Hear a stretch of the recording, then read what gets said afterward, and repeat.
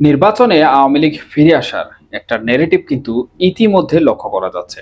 প্রথমত শেখ হাসিনার ইচ্ছাশক্তি এবং নির্বাচন করার তাগিদে তত্ত্বাবধায়ক সরকার বহালের দাবি। দ্বিতীয়ত ও সবচেয়ে বড় বিষয় হলো নির্বাচনের জরিপসমূহ।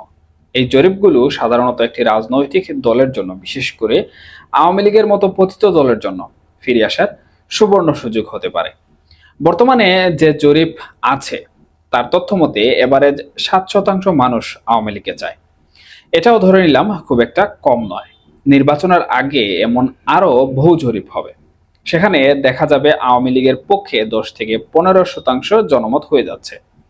আর যখন 10 থেকে 15% একটা পার্টির পক্ষে জনমত দাঁড়িয়ে যাবে, তখন কিন্তু তাকে ছাড়া একটি নির্বাচন কোনোভাবেই গ্রহণযোগ্য হবে না, যেমন আন্তর্জাতিক মহলে তেমন অভ্যন্তরীণ রাজনীতিতে।